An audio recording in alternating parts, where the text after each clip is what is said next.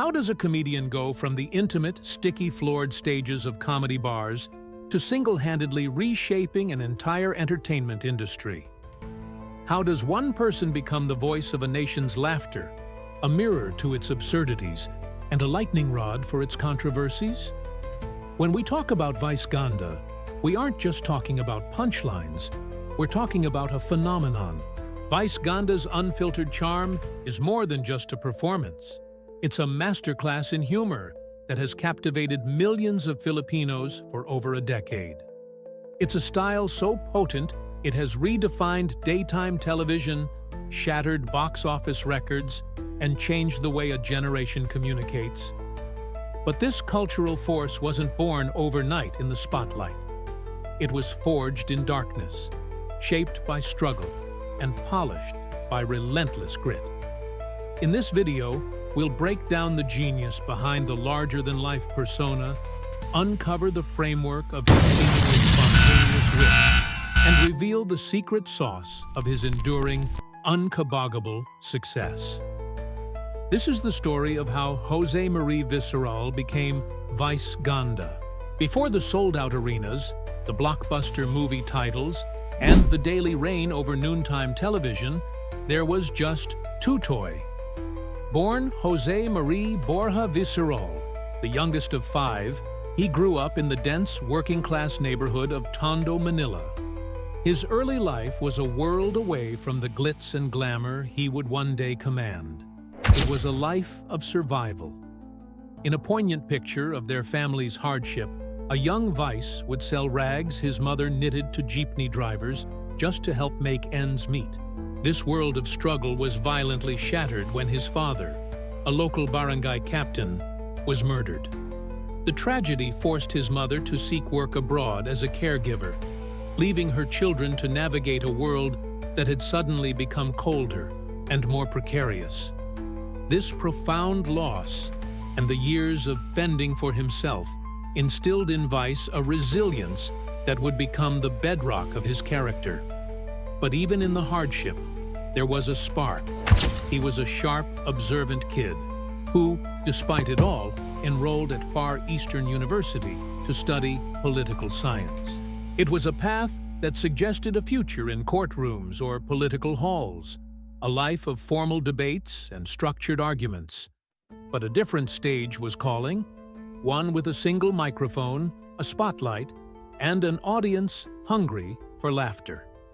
He started as a singer, but his sharp tongue and natural wit quickly revealed his true calling. He found his way into the comedy circuits of Manila, becoming a regular at clubs like Punchline and The Library. It was here, under the mentorship of comedy bar owner Andrew De Real, that Jose Marie Visceral began to fade and the persona of Vice Ganda was born. For years, these comedy bars were his university. He spent countless nights on stage, honing his material, developing his timing, and learning the brutal, immediate art of stand-up. This was the crucible where his style was forged, a world of improvisational, often vicious, back and forths with the audience, built on celebrity gossip and unfiltered observations about sexuality and Filipino life. He learned to be quick, fearless, and to find the humor in everything. In those early days, sharing the stage with fellow comedians like Chocolate and Pooh, he was just one of many performers grinding it out, night after night.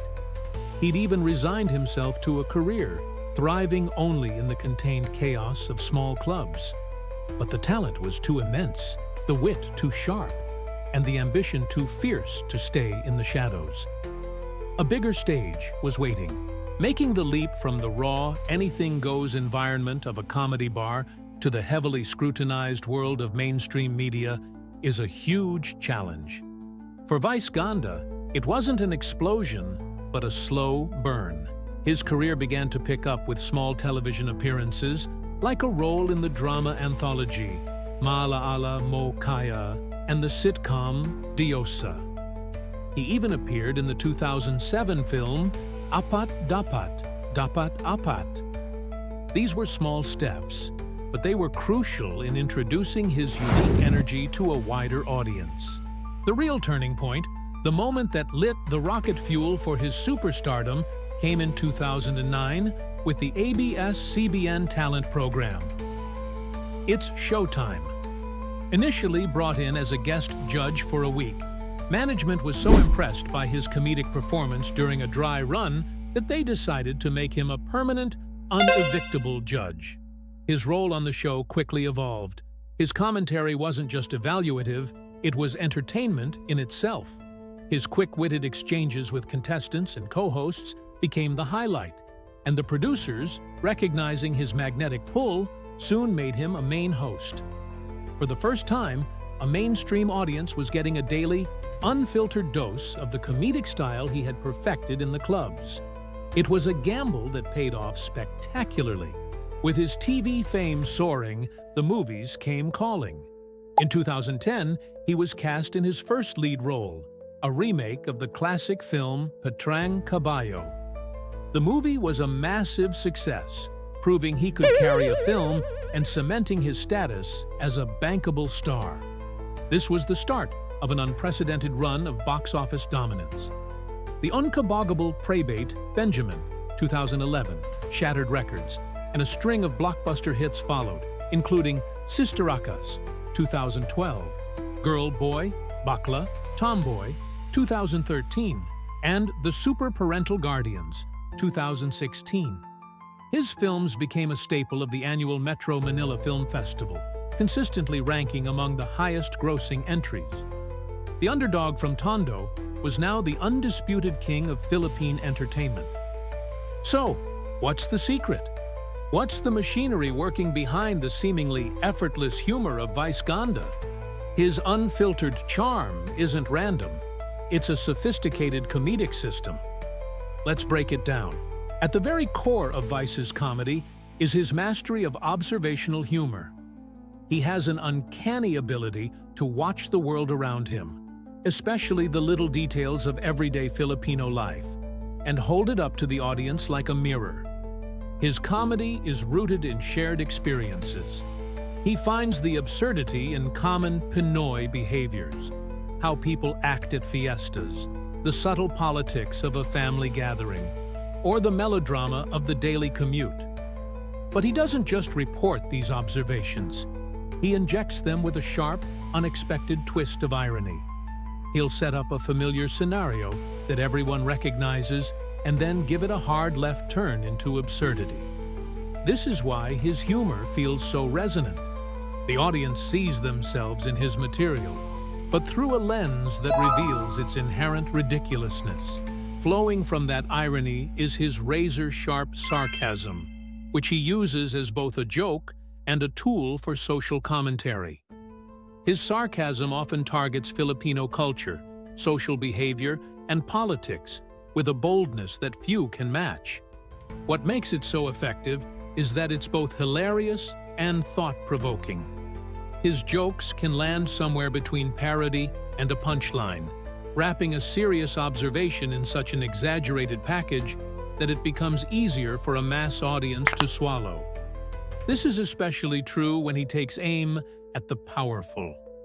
A prime example was a concert skit where he parodied former President Rodrigo Duterte's unfulfilled promise to ride a jet ski to the West Philippine Sea. The joke didn't just stop there, it wove in references to Chinese vessel harassment and the International Criminal Court, turning a simple gag into a multi-layered piece of political satire. This is Vice's Trojan horse method. He uses entertainment to slip in critical commentary, inviting his audience to laugh first and then think. Perhaps the most controversial part of his style is his use of insult comedy. In the no-holds-barred environment of the comedy clubs, his jokes could be brutal. But as he moved to national television, he smartly adjusted his approach for a broader audience. On It's Showtime, his insult comedy evolved into a series of light to moderate jokes, often aimed at the quirks of guests, contestants, and even his co-hosts. The sting is almost always softened by his over-the-top delivery and his willingness to make fun of himself first. It's a carefully calibrated act, pushing boundaries just enough to be thrilling, but pulling back before it becomes genuinely cruel. He creates an atmosphere where being roasted by him is almost like being let in on an inside joke. The total effect of Vice Ganda's comedic style has been nothing short of a cultural earthquake. He didn't just join Philippine entertainment, he reshaped its landscape. He introduced a level of spontaneity and wit to noontime shows that was unprecedented, influencing a new generation of comedians. His unique use of sarcasm and irony has seeped into everyday language.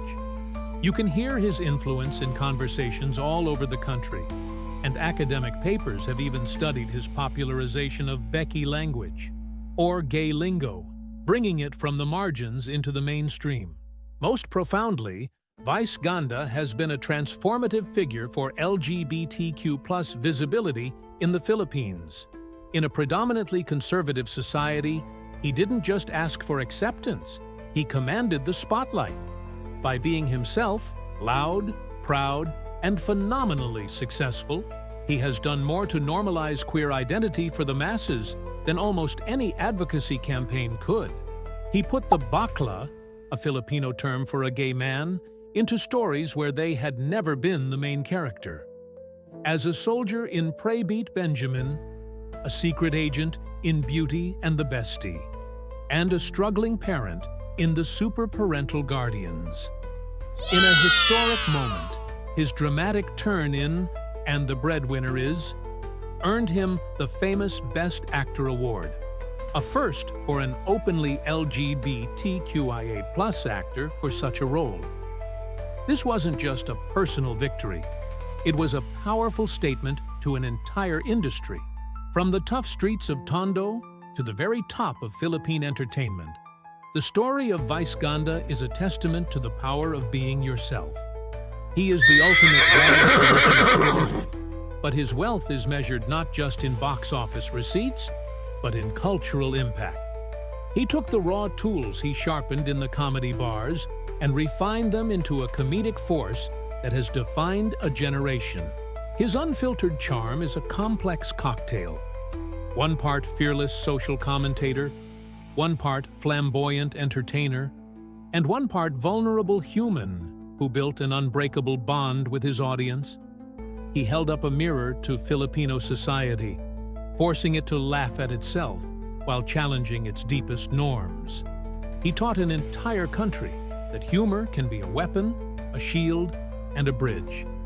Vice Ganda didn't just conquer the entertainment industry, he remade it in his own image, proving that the most powerful punchline of all is being unkabogably, unapologetically you.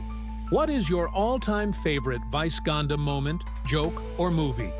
Let us know in the comments below, and if you found this analysis insightful, don't forget to like this video and subscribe for more deep dives into the minds of comedic geniuses.